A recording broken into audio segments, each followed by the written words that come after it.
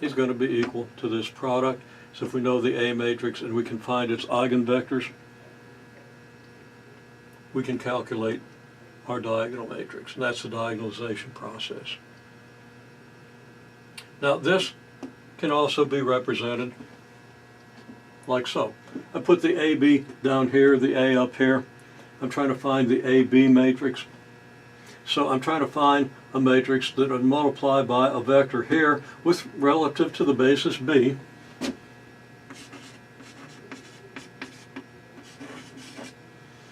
What vector do I multiply here to get the transformed vector in the basis B?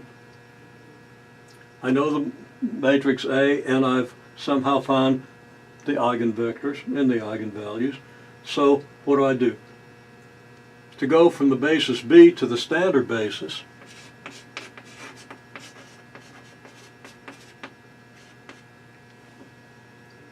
I just multiply by the V1, V2 vector for reasons that we've already seen.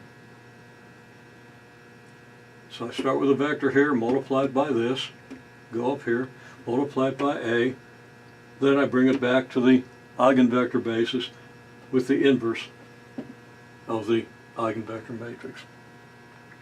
Okay, so, and that's what I say here. To get AB from A, take a vector relative to AB here, transform to the standard basis using V1, V2 here, transform using the A matrix, and then transform the result back to the basis B using the inverse of the eigenvector matrix.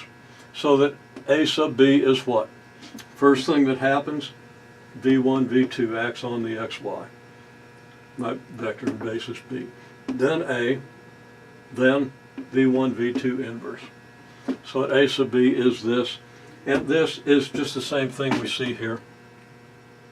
Here we just did it algebraically, here we did it in terms of some meanings. You want to understand it both ways. Now, we've kind of come full circle if we can take this matrix and verify that its eigenvectors are the vectors 1, 2, and negative 1, 3. So let's take this matrix. The eigenvalues of the matrix 1, 1, 6, 6, and this lower 6 kind of looks a little like a 0. Let's make sure we can see what that is. Okay? And just going through the process of finding eigenvalues very quickly, it's just the determinant of this, as we should know. And my 6 still looks like a 0 because, well, there's a good reason it looks like a 0. It's because it is a 0. It wasn't a 6 to start with. So now it's a 0.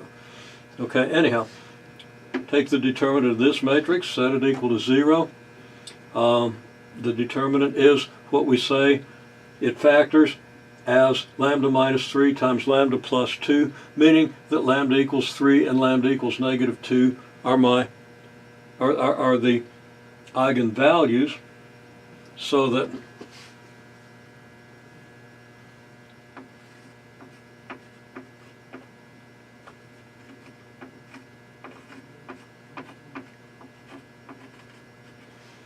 I have these eigenvalues. Then I can go through the rest of the procedure to find eigenvectors. And when I do, and I haven't done that, you might consider doing that yourself, I'm going to get eigenvectors that are multiples of 1, 2, and negative 1, 3. Okay, and it's going to turn out that the eigenvector relative, or for the eigenvalue 3 is the 1, 2, and for the negative 2, it's negative 1, 3. Remember that we started this whole thing by assuming that these were our eigenvectors. Remember the picture that we started with, which had the A1, the 1, 2 vector, and the A2, the negative 1, 3 vector. And then we transformed these vectors and so forth using the matrix 3, 0, 0, negative 2, which led us to all of this. Led us to this. If we go backwards from this, we recover this. We recover eigenvectors in these two directions and eigenvalues 3 and -2 according to this. Now there's more to it, but that's kind of your overall picture of the idea of diagonalization. The key, once more, is this matrix, which is this matrix, this matrix.